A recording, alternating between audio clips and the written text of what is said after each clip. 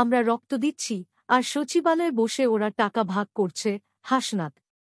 বৈষম্য বিরোধী ছাত্র আন্দোলনের অন্যতম সমন্বয়ক হাসনাত আব্দুল্লাহ, জেলা প্রশাসক ডিসি নিযোগে জনপ্রশাসন মন্ত্রণালয়ের সিনিয়র সচিব মোখলেস উর রহমানের বিরুদ্ধে ঘুষ নেওয়ার যে অভিযোগ উঠেছে তা নিয়ে বৈষম্য বিরোধী ছাত্র আন্দোলনের অন্যতম সমন্বয়ক হাসনাত আব্দুল্লাহ বলেছেন, এই যে একটা স্লোগান দিয়েছি তো রক্ত, আরও দেব রক্ত। রক্তের বন্যায় ভেসে যাবে অন্যায়, তো রক্ত আমরা কাদের জন্য দেব? এখন আমরা রক্ত কাদের জন্য দেব? আমি যখন দেখলাম আমরা রক্ত দিচ্ছি আর সচিবালয়ে বসে ওরা ভাগ করছে।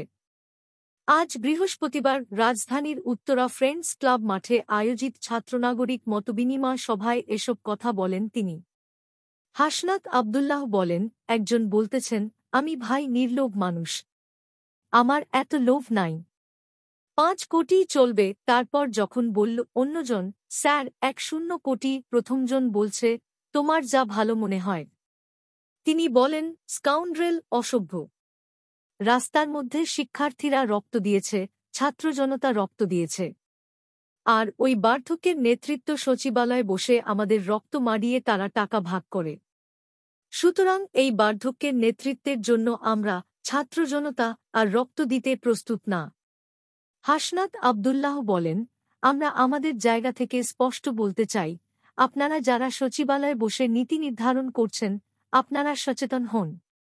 কারণ ছাত্রনাগরিক 5 তারিখ যেভাবে হাসিনাকে তার মসনদ থেকে নামিয়েছে, আপনাদের সচিবালয় ঢাকা বিশ্ববিদ্যালয় থেকে 4 মিনিটের ডিস্টেন্স। আপনারা সচিবালয়ে বসে 5 কোটি না 10 কোটি ভাগ করবেন, আর আমরা বাজারে গিয়ে নিত্য প্রয়োজনীয় জিনিসটা কিনতে পারব না, তা হবে না। আজ একটি দৈনিক পত্রিকার প্রতিবেদনে বলা হয়, ডিসি নিয়োগে ঘুষ নিয়েছেন জনপ্রশাসন মন্ত্রণালয়ের সিনিয়র সচিব মোখলেস উর রহমান। তবে আজ সকালে সচিবালয়ে সাংবাদিকদের কাছে তিনি বিষয়টি অস্বীকার করেছেন। তিনি বলেন, আমি স্যামসাং ব্যবহার করি, আর তারা যেই স্ক্রিনশট দিয়েছে সেটি হল আইফোনের।